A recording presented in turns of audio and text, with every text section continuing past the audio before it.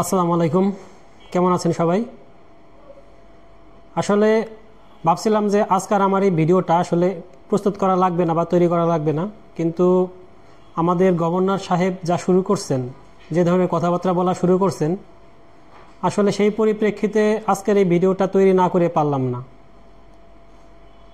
আমাদের দেশের বর্তমান ব্যাংক খাত, যে আর্থিক খাত যে অস্থিরতার মধ্যে আছে, আসলে এই অস্থিরতা তো পূর্বে থেকেই ছিল। আমাদের বিগত সরকারের আমলে অনেক সমস্যা হয়েছে, ব্যাংক খাতের অনেক ক্ষতি হয়েছে, কিন্তু বর্তমান আমাদের যে গভর্নর সাহেব, উনি অত্যন্ত একজন যোগ্য মানুষ, কিন্তু যোগ্য মানুষের একটা মুখের কথায় যে অনেক বড় ক্ষতি হয়ে যায়, আসলে সেটা উনি নিজেও হয়তো বুঝতে পারতেছেন না, নাকি উনি কোনো এজেন্ডা নিয়ে আসছেন, নির্দিষ্ট কোনো ব্যাংকের পক্ষে কাজ করার জন্য আসছেন।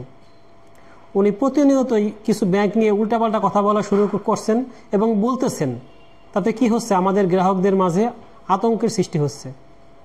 গ্রাহকদের যে শান্তি, রাত্রের ঘুম, সেটা হারাম হয়ে যাচ্ছে শুধুমাত্র ওনার কথাগুলোর জন্য। কী লাভ ওনার এই ধরনের উল্টাপাল্টা কথা মন্তব্য করে? আমরা তো আগে অনেক গভর্নর দেখছি, বা আমরা পৃথিবীর অন্যান্য দেশের অনেক গভর্নর দেখি, কিন্তু ওনার মতো এত টকশো করা বা এত ধরনের কথা বলা, এই ধরনের মন্তব্য করা গভর্নর তো আমরা কখনো দেখি নাই।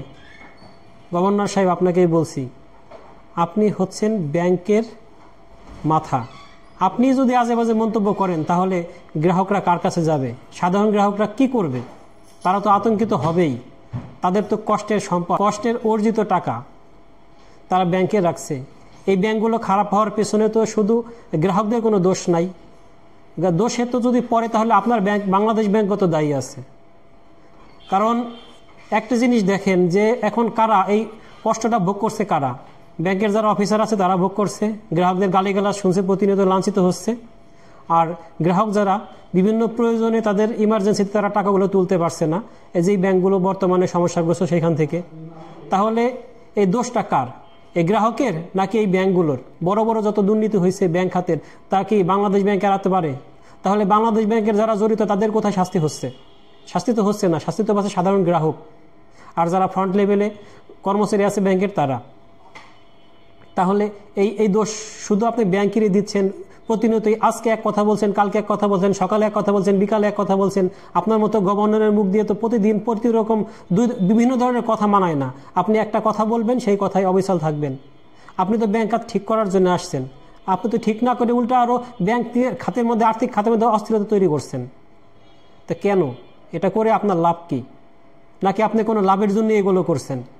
গভর্নর সাহেব, আপনাকেই বলছি, আপনি যে লেভেলে আছেন, যে পদে আছেন, যে স্তরে আছেন, আপনাকে বুঝতে হবে আপনি কত বড় একটা পদে আছেন। আপনার একটা মুখের কথায় সারা দেশের মানুষের মধ্যে কতটা অস্থিরতা তৈরি হয়।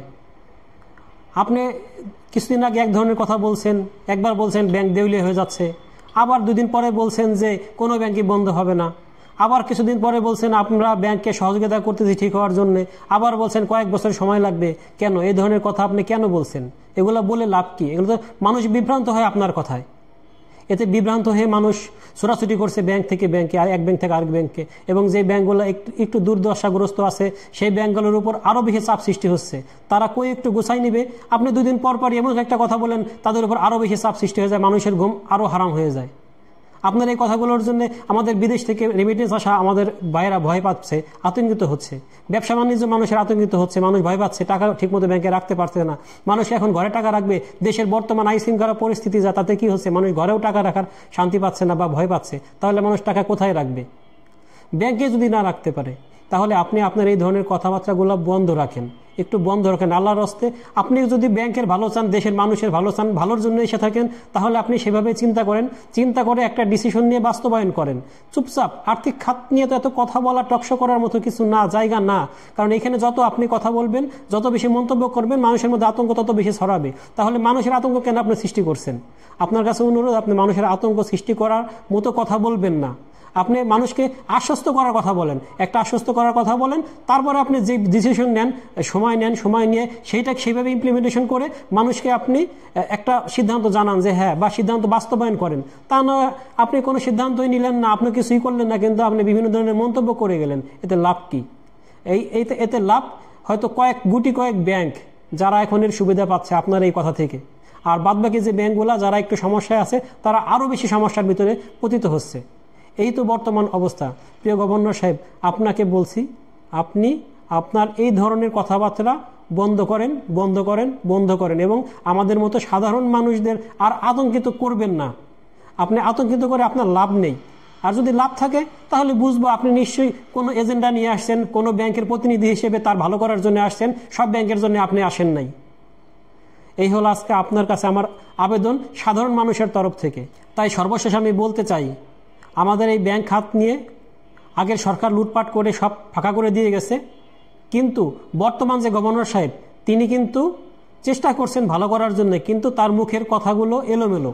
তার কথাগুলো এলোমেলো হওয়ার জন্যে, তার বিভিন্ন ধরনের মন্তব্যের জন্য আরও বেশি অস্থিরতা সৃষ্টি হচ্ছে আমাদের আর্থিক খাতে। তাই আমি বলবো গভর্নর সাহেবের এই ধরনের কথাবার্তা বন্ধ রেখে যা কাজ করার চুপচাপ কাজ করুন। আসলে ব্যাংক খাত নিয়ে এত বেশি হইচই করার বিষয় না, হইচই করার জিনিস না। তাই নিশ্চিন্তে চুপচাপ কাজগুলো করে আমাদের দেশের অর্থনৈতিক খাত ভালো করুন। এই হলো আপনাদের কাছে আবেদন। ধন্যবাদ সবাইকে। আল্লাহ হাফেজ।